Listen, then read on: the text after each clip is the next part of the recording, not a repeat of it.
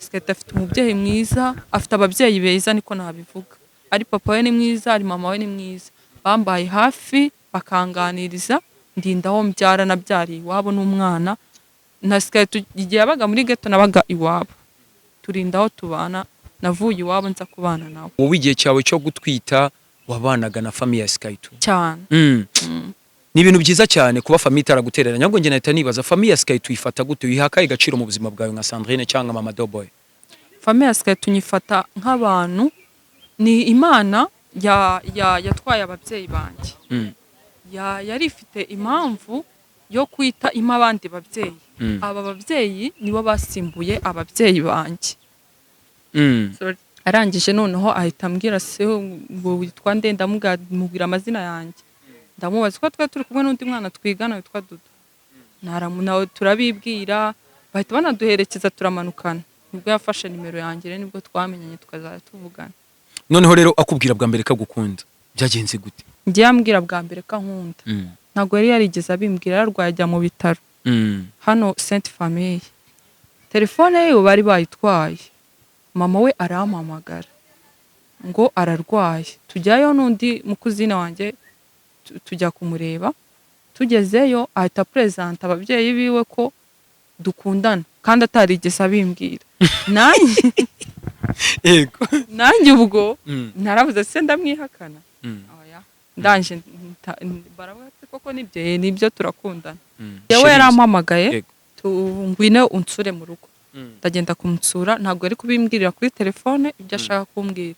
Arambwira ati rero ugomba kuguma hano, ntabwo ugomba gusubira kwa mukecuru.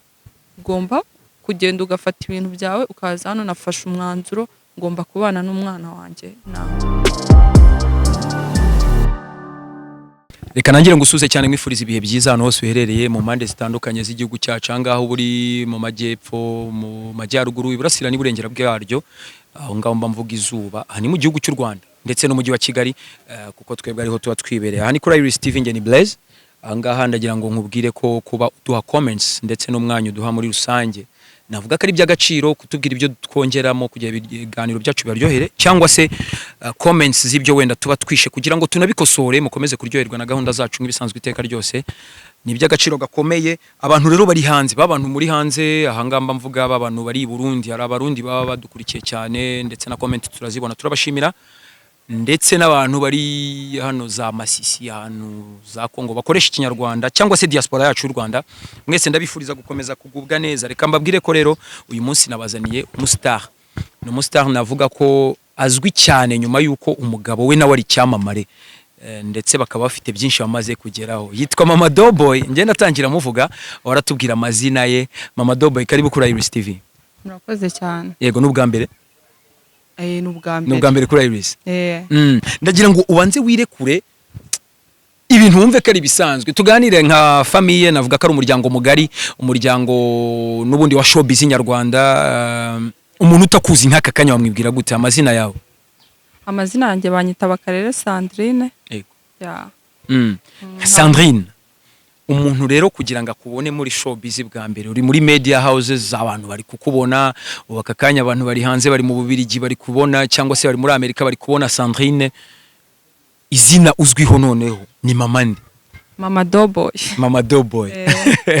Umuntu acyumva Mama Doughboy rero yakwibaza ati se ako ka Mama Doughboy kaje gute, byagenze gute, ako kiyongereyeho gute? Ni izina ry'umwana wanjye, papa we wari mwise nyine. Yego. Ari we SKY2. Bivuga ngo ako kazina ka Doughboy ni SKY2 wagahaye umwana we cyane w'imfura. Yego. Wenda hanga ndaza no kwibanda cyane kuri romance yawe na SKY2. Abantu batamenye, ni byinshi abantu batamenye. Hari n'abantu bambwiraga ngo SKY2 n'umusore, ako SKY2 ngenda mwemera, numwe mu bagabo bafata imyanzuro. Ahubwo nahita nkwibariza, guhura kwawe na SKY2 bwa mbere byagenze gute? SKY2 twahuye nka 2014. Nibwo twamenyanye. Yego. Twahuye bwa mbere duhurira ahantu hitwa kuri 40. Yego. Nyamirambo kuri touch. Yego. Hari umushuti wanjye nyine wakoreragayo, njya kumureba, turahahurira. Yego. SKY2 nawe uri mu bintu byo gukora indirimbo? ntabwo nari mbizi cyari cyamuzanye nanjye ntabwo nari nagiye kureba umushuti wanjye yakoraga ibintu by'abageni hara kuri touch. Yego. Bivuga ngo hari ahantu kuri touch record igikora hano kuri 40 neza. Yego. Hasigari zebra crossing abantu bambukira. Yego. Okay. Muba murahuye rero. Turahura. Ninde bigize mu ruhare? Ni SKY2. Ni SKY2. Akoze ku cy'abakobwa nta ruhare mugira mu urumva approach ya mbere muvuga ko ari twe tuyikora. Oya niwe. Niwe wayikoze. Niwe wayikoze. Byageze gute? Urumva nge nari guhera he. Wari uri muri shop wenda itunganya abageni. Ntabwo twavuganye uwo munsi. We yarambonye. Yego. Nanjye ndamubona ariko sinanamwitaho nyine sinabyitaho kwa kundi ubona umuntu ari aho. Ntumve ko hari ikindi mwahuriraho. Bwa kabiri twongera guhura nari mvuye ku ishuri dukubitanira ahantu nabo bavuye ku ishuri ariko kumwe n'undi mushuti we bigaga muri apase ngiye nigaga kwa Haji Nyandungu. Senyarwungu. Nyandungu ya. Turakubitana anumaho akana kari kari mu muhanda gatoya akanuma ngo arambwira ngo ari umuntu nshaka ndagenda asanga n'abanyeshuri babiri bicaye nyine ari kumwe n'undi mushuti we witwa kuki arangije noneho ahita ambwira se ngo witwa nde ndamubwira amazina yanjye ndamubaza ko turi kumwe n'undi mwana twigana witwa Dudu nawe turabibwira bahita banaduherekeza turamanukana nibwo yafashe nimero yanjye nibwo twamenyanye tukazajya tuvugana. Ubwo abafashe nimero icyo gihe wari wigaga mu kangahe? Nigaga mu wa gatanu secondaire. Mu wa gatanu secondaire. Abantu badakunda rwose mwumva urukundo ukuntu rutangira umuntu atuma akana kakiri gatoya ni nk'igihinde ibintu tuzabikinamo film. Mama Doboy murahuye rero nimero arayifashe atangira kugwamagara kwibwiye gute? Yarambwiye ngo ni SKY2 deja naye namumenye. Twaravuganaga bisanzwe abo umushuti wanjye bisanzwe akajya nyandikira kuri WhatsApp tukanasangira nta bindi bindi. Noneho rero akubwira bwa mbere kagukunda byagenze gute? Ngiye ambwira bwa mbere kankunda ntabwo yari yarigeze abimbwira yarwaye ajya mu bitaro hano Sainte Famille. Telefone ye bari bayitwaye mama we arampamagara ngo ararwaye tujyayo n'undi mukuzina wanjye tujya kumureba tugezeyo ahita presenta ababyeyi biwe ko dukundana kandi atarigeze abimbwira. Nanjye ubwo naravuze se ndamwihakana. Oya ndanje baravuga koko nibyo turakundana. Ubwo ngubwo bwake mu gitondo mama we ko yari afite akazi yakoraga babura umuntu bamusigira biba ngombwa ko ari njye ujya kumurwaza. Urukundo rwacu nuko rwatangiye. Icyo gihe se urumva urumva urukundo giye ruva binancanze ndumva nanjye nyine ngiye muri ya marangamutima menshi ariko reka nkwibarize uragiye uramurwaje wamaze kubashirikaye. Yego. Biturutse kuba umuntu arwaye ukaba ufata presentation y'umukopine we kandi wenda atari yarabikubwiye mbere kagukunda. Yego. Wabyitwaye muti imbere y'ababyeyi? Narabikoze nyine bisanzwe nkuko warwaza umuntu nyine. Oya ndavuga mama SKY2 wenda ababyeyi be bahise bakubona sero wacu afite kopine mwiza gutya ahubwo en plus nyine wahise witwara gute imbere y'ababyeyi? Nahise nitwara nyine nk'umukazana wabo. Washimye urugo kera cyane rwose. Hari utanyine ukora ibintu ku buryo umubyeyi akubona ko nta kibazo nyine uri umukobwa witonze. Kurwaza SKY2 rero wamurwaje igihe kingana gute? Namurwaje igihe gitoya ndi nk'icyumweru cyonyine. Bahita bamusezera mu bitaro. Baramusezereye uramurwaje avuyemo urakibuka ibintu mwaganiraga? Avuyemo yavuyemo uwo munsi ngewe nahari ako bukeye bwaho nza kumusura mu rugo arambwira nyine arankunda nanjye ndamubwira ati ndagukunda ndishimye cyane n'ubwa mbere namenyana n'umuntu akanyereka urukundo akanyereka ababyeyi be kuko ngewe ndi imfubyi ndishimye cyane kandi n'ababyeyi baranyishimiye nyine n'abavandimwe be.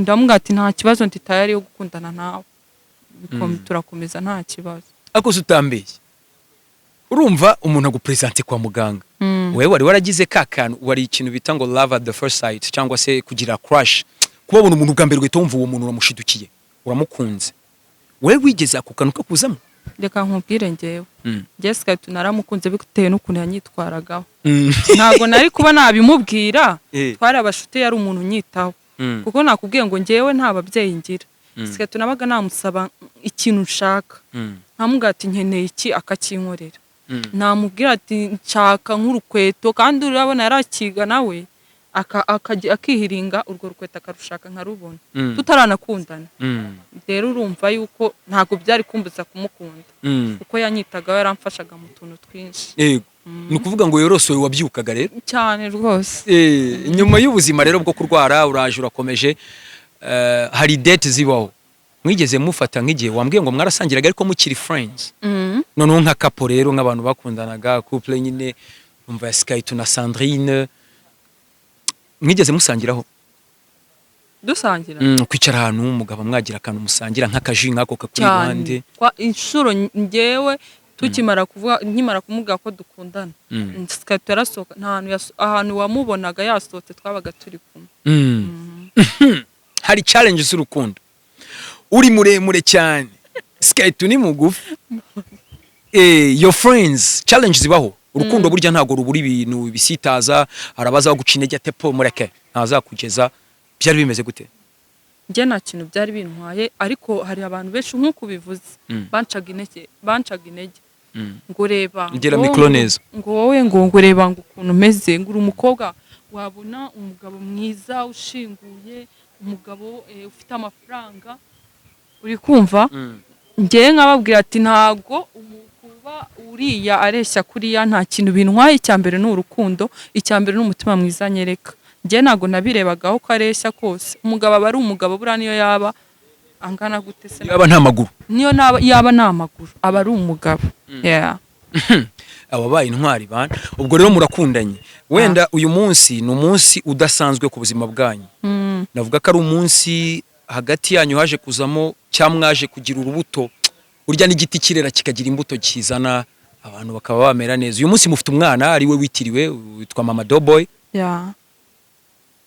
byagenze gute kugira ngo wisange noneho ufite SKY2 mutoya mu nda yawe reka mbyo byagenze SKY2 ni ibintu twaganira Doughboy ntago yavutse ari ubw'impanuka ari ukuntu twara inda ari impanuka ariko kubera igihe twari tumaranye twaricaye ubwacu SKY2 amaze kubona akazi acuruza Nyabugogo arambwira ati se ati nta kuntu twabyara umwana ndanje ndamubwira ati nta kibazo ni ibintu twumvikanyeho twaganiriyeho Doughboy twamubyaye tumushaka mwabyumvikanyeho SKY2 yarakubwiye ati mbabarira tuzana umuntu hagati yacu umwana nani ndamubwira ati bitewe n'igihe tumaranye nta kintu bitwaye ni byiza cyane ahubwo nge nahita nibaza ku kintu kijyanye n'ubundi urumva murapanze tugiye kubyara ariko mwabanye mutinze byagenze gute uzi impamvu cyari ikibazo cy'ubushobozi SKY2 atarabona ubushobozi nawe urabizi gutunga umugore n'umwana muri Kigali udafite akazi gafatika biragora cyane nyine yari atarabona ubushobozi ku buryo twahita tubana wabayeho gute mu gihe SKY2 mutari muri kubana wabayeho gute abenshi ubwo ntibatangiye no kuguseka bavuga bati mama Doughboy uratunaniye wenda wari imfubyi ariko ufite close friends bakubwira turatunaniye wari wimereye neza utangiye kubyara ese wabagaho gute njya nyitwita Doughboy nahuye n'ibigeragezo byinshi cyane ariko ibyo bigeragezo nabashe kubicamo kubera mama wa SKY2 natwise Doughboy itanjya kuba kwa SKY2 mbayo mbiwabo ndindana nabyara ariko suko nahuraga n'ibigeragezo nawe n'ibigeragezo byinshi abambwira ati doba ikirara mu muryango nawe urabizi yuri imfubyi ukabyara biba ari ibibazo babigira ibintu wabaye ikirara ati sukubyaye bikumara iki usebeje umuryango ibintu nk'ibyo byinshi cyane ariko kubera umubyeyi mwiza SKY2 afite umubyeyi mwiza afite ababyeyi beza niko nabivuga ari papa we ni mwiza ari mama we ni mwiza bambaye hafi bakanganiriza ndindaho mbyara nabyariye iwabo n'umwana na SKY2 igihe yabaga muri ghetto nabaga iwabo turindaho tubana navuye iwabo nza kubana nawe ni byiza cyane bivuga ngo wowe igihe cyawe cyo gutwita wabanaga na famille ya SKY2 cyane. ni ibintu byiza cyane kuba famille itaragutereranya. Ahubwo njye nahita nibaza famille ya SKY2 ifata gute, uyihakaye gaciro mu buzima bwawe nka Sandrine cyangwa mama Doughboy? Famille ya SKY2 nyifata nk'abantu, ni Imana yatwaye ababyeyi banjye. Yari ifite impamvu yo kwita ima abandi babyeyi. Aba babyeyi nibo basimbuye ababyeyi banjye. Yego, birumvikana. Nahita nibaza ahubwo ku kijyanye n'uburyo wenda bakwakiriye bwa mbere uza, ese nta ntonganya zabayemo kugira ngo bavuge bati mama Doughboy cyangwa se Sandrine uyu mwana aratunaniye, natuzaniye wenda izindi dépense nyinshi twiberagaho gutya, ariko waje kutuzanaho abana aje ninda? Oya, ntabwo byigeze bibaho kuko bari bazi desha ko nkundana na SKY2. Kuza nkabwira Mary nkimubwira ngo ndatwite, ndabyibuka ko ari wo wampimye kano gatest. Naramubwira ati sinzi ukuntu meze, tuganira. Aragenda atuma umwana teste arampima. Yarabibonye arishima. Nta kibazo bigeze babigiraho na kimwe, kuko bari bazi ko dukundana. muba murabanye, urugendo ruragiye. Kuki hari abakobwa benshi, navuga ko generation nyinshi z'iki gihe cyangwa se z'icyo gihe mwari murimo bakuramo inda. Kuki utahise udesida kuba wakora swap, babyita swap?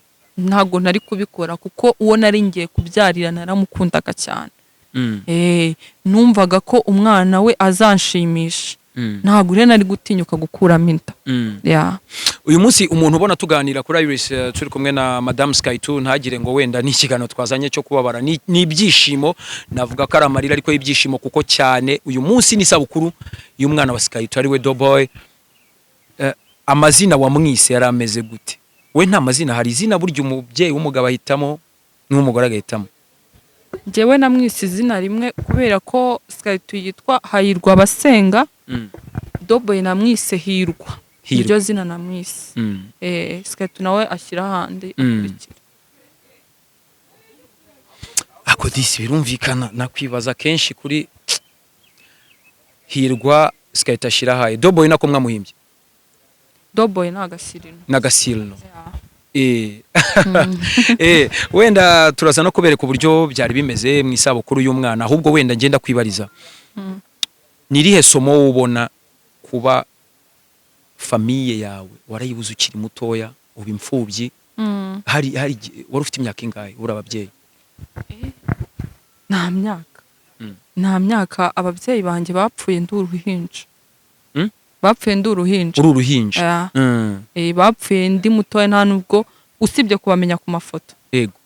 Ntabwo ubazi gutya ngo? Oya, ku mafoto gusa niho mbazi. Yego. Byagenze gute? Ni accident?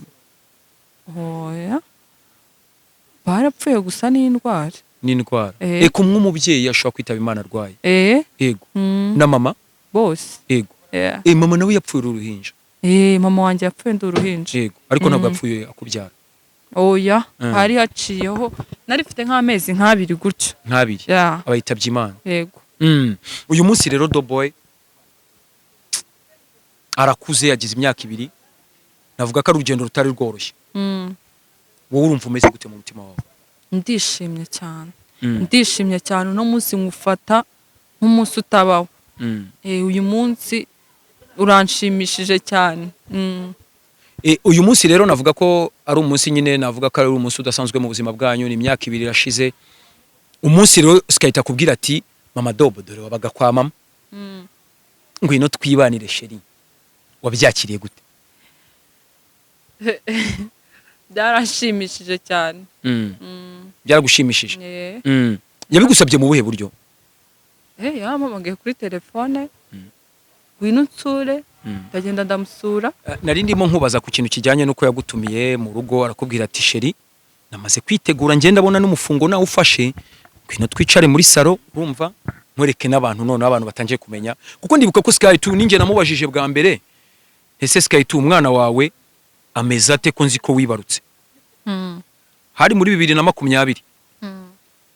SKY2 arambwira ati umwana ameze neza, nti mama we ndabimubazaho. Ahubwo akakanya nahita nibaza nti akibikubwira mwamaze igihe kingana gute mutarabana? Igihe twamaze tutabana? Mutarabana. Tutarabana. Yego. Aragutumiye arakubwira ati jewe yarampamagaye ngwine unsure mu rugo. ndagenda kumusura ntabwo ari kubimbwirira kuri telefone ibyo ashaka kumbwira arambwira ati rero ugomba kuguma hano ntabwo ugomba gusubira kwa mukecuru ugomba kugenda ugafata ibintu byawe ukaza hano nafashe umwanzuro ngomba kubana n'umwana wanjye nawe ubwo rero ikintu nakoze naragenza n'ibyanjye nyine turabana muba muragiye muribaniye yego bivuga ngo wowe wari wamaze kwakira ko umunsi wose azakubwira ati sheri ngwino tubane wari kuzabyemera cyane rwose kuko nta wundi mugabo nari ntegereje yego kuki abantu kenshi usanga bavuga ko niba umuntu abyaye bitavuga ku bana kenshi nshobora kubyara umva ko umukobwa tubyaranye namureka aba nakwibanira n'undi tutanabyaranye bibaho ariko njyewe bifata gute kuri wowe impamvu njye narifite icyizere cyo ko isa n'isanzabana na SKY2 uyu muhungu agufasha akagushyira iwabo nuko abazi ko azakujyana hari abagucungishije ntago muba muzabana uko byagenda kose kabisa SKY2 mwamenyanye ataraba umustar cyane yego fata SKY2 munshyirire mu gihe mwamenyaniye n'igihe cy'ubu ngubu akitwa SKY2 ubundi subiswe yitwaga SKY2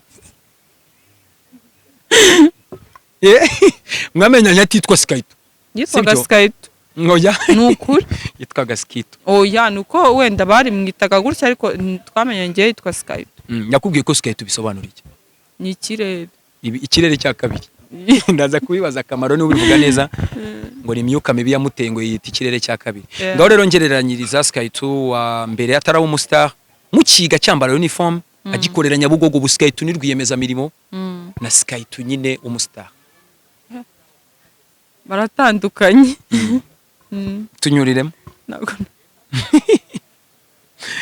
ndagufasha nta kibazo ndagufasha SKY2 wa mbere yari umuntu birirwa wikaraga Nyabugogo afite imyenda y'amacuruza ariko ubu ngubu SKY2 uyu wa kabiri abasha kujya muri biro akicara muri biro agakora bitandukanye nkuko yikaragaga Nyabugogo hari utuntu ubuzima bwarahindutse hari utuntu kibuka ataraba umusitari yajyaga ngo hari ukuntu ushobora gutwara nk'imyenda y'abandi yayikuye muri shop agiye kuyigurisha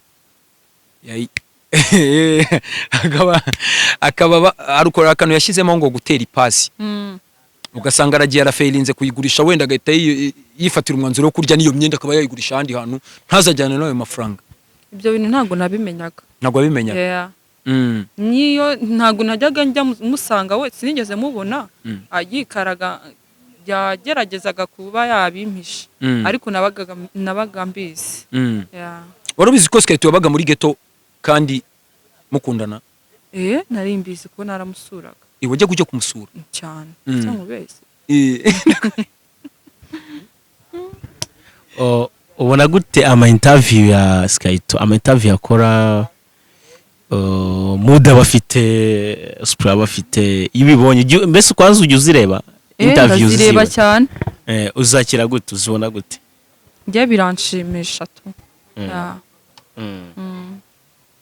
okay birumvikana ibi bintu navuga ko ari famille burya iyo ukunze umuntu umukundana n'ibyo byose ahubwo nje nahita nibaza ahubwo ku kijyanye n'uburyo uyu munsi yaba umuryango wawe wari uhari wari kubwira iki aka kanya ugize amahirwe y'ababyeyi bawe kuba bahari ugiye kugira icyo ubabwira aka kanya baba bahari nari kubabwira yuko mbaye mu muryango wishimye kandi ufite umugabo nkunda wita ku byanjye byose nari kuba nabyita ngo kumurata nari kumuratira sinzi ukuntu nabivuga hari abavandimwe ugira muri famille kereka abo mu miryango barahari wavutse uri umwe uri kinege navukanye n'abahungu babiri barapfa yego twari turi batatu mu rugo bo bazize iki ni indwara uburwayi busanzwe bisanzwe uyu munsi rero reka twigarukire kuri anniversaire y'umusore wacu Doboy ahanini navuga ko ari cyo cyane duhuje ni nayo mpamvu nakubonye nari narakubuze nge nahoraga ngushaka nahita ntekereza ahubwo ku kintu kijyanye n'uburyo ufatamo SKY2 uyu munsi ni isabukuru ya kabiri yatumiye wenda abashuti be ba hafi ubu mugiye gukata cake iyi anniversaire nicyo wakwibwirira umugabo wawe ikintu namubwira namubwira ngo yarakoze fata kanya umutomore rwose. namubwira ngo yarakoze kwita ku muryango we, arawuvunikira cyane, n'ibintu akora byose aba ari kuvunika kugira ngo tubeho neza kandi tubeho twishimye. Namubwira ngo Imana izamuhe umugisha kandi izamuhe imbaraga zo gukora cyane kugira ngo tubashe kubaho. Cyo kintu namubwira. Utamuhaye ka bizu se ntago umukunda ku buryo wanamubwira uti ndagukunda bizu. Ndanamukunda cyane. Ariko bivuge neza. Ndamukunda cyane. Indese SKY2. SKY2 hahirwa abasenga Timoteyo. Hahirwa abasenga. Yego. Wenda tunasoza nakwibariza ku kantu kajyanye n'abakobwa. Hari abakobwa benshi babyara mu rugo. Ugasanga ntibabana n'abagabo. Wabihera ubuhe butumwa? Uzi impamvu se? Biterwa n'ukuntu. Bagira inama, baha inama bisanzwe n'ibintu biri nomo. Inama nabagira se kuko batabana n'abo bagabo se. Inama nabagira nuko nyine hari igihe nk'umukobwa nyine abyarana n'umuhungu we akaba yagira iki yakitwara nabi, umuhungu akamwanga, cyangwa umukobwa akaba yabyara n'umuhungu, umuhungu akitwara nabi, ntibabashe kumvikana. Gusa inama nabaha nuko waba warabyaranye n'umuhungu wumva umukunze, ukaba waca ibyo yaba gukorera byose, kuko hari igihe abahungu bahinduka, akaba yaba yagutonganya mugashwana iki, wowe ukihangana sube washwana nawe ugaca bugufi, ukamucira bugufi, kandi ukazajya umusengera cyane kugira ngo muzabashe kugira iki kubana. Wumva umukunze, numva yuko wajya umucira bugufi ukanamusengera cyane kugira mubane. Niyo nama naba. Noneho rero urumva nagusaba inama nyinshi kuko wagize amahirwe yo kubicamo. Abakobwa noneho baswapinga cyangwa se bakuramo inda, ugasanga aratwite kwezi, wenda aravuze ati nari ntwitiye miriye kameramani, wenda mise nyikuramo. Urabahiye nama? Inama nabagira nuko batakica uwo muziranenge uri mu nda babyara, kuko kubyara ni byiza, umwana arashimisha, iyo ubona ari gukura urishima, umwana ni ibyishimo. Inama rero nabagira nta mpamvu yo gukuramo inda. Ntabwo aba ari byiza ko wakica uwo muziranenge. Twihuta cyane ku bijyanye na SKY2, hari Imana ujya usenga? Ndasenga cyane. Yego. Hagati ya SKY2 n'Imana aka kanya wahitamo nde? Imana niyo ya mbere. Imana niyo ya mbere. Ubwo ikibazo umbajije. Ushingira kuki uvuga ko Imana ari ya mbere? Imana niyo iduha byose. Niko bimeze. None se Imana urayizi? Ntayo nzi, ariko nzi ko ikibazo wikimbaza. Ubu rwose SKY2 tumugize number 2. Ni uwa kabiri. Ari umuntu wakurutira SKY2 hagati ya SKY2 nyine n'Imana? Ari wajyamo hagati, ari wakwitambika? Umuntu wajyamo n'umwana wanjye. Ubivuga ngo double ni kabiri ku Mana. SKY2 bwa gatatu. Kuki SKY2 aza bwa mbere? Umwana bari umwana akuze ibisubura bizi. Mwana ava kure byihorere. Bivuga ngo aka kanya rwose SKY2 yakira umwanya wa gatatu kandi yumve yishimye cyane rwose, bimushimisha. Ahubwo arebe ibimureba, ubwo ngubwo yigire ku mwanya wa gatatu atuze. Yego. Dusoza rero SKY2 tujya ukurikira umuziki we. Hari indirimbo ze amatitle ubu yazi ufite mu mutwe uvuga ati yitwa gutya yitwa gutya? Zirahari. Irahari? Nimwe? Oya, zirahari. Ndakubwira ngo zirahari. Ni zihe uzi mpa nk'ebyiri? Hari ibinkwiriye. Nindi yitwa ibinkwiriye na Zera. Indirimbo muri izo ngizo uzi ushobora kuvuga utaka kantu ndakaririmba kagace, niyo waririmbaho amasegonda kugira abantu bumve ko ufana n'umugabo wawe rwose? Ntago nabibasha rwose. Ntago wabibasha? Yego. Kandi ari izo nka manu zama ibinkwiriye nakaririmba umuntu yaririmba wese? Nta jwi mfite ryo kuririmba pe. Yego. Ubundi uri wiga muri secondaire wari ufite ibyo bita hobbies cyangwa se hobbies harya bura nibikira bya bintu nyine umuntu amara makanya bimushimisha, loisir ubwo babyita gutera? Ibintu ukunda kuba ukora mu gihe utari mu kazi? ibintu ukunda gukora. Hari umuntu ukunda kuririmba, hari umuntu ukunda koga, gukina volley. Nari nzi gukina volley cyane. Yego. Ni nayo nkunda kuba nakina. Ngiye ibibazo bibiri dusoza. Blaise akomeza kuvuga ngo dusoza turayigana ku musozi. Ibibazo bibiri tagenda tutanshubije.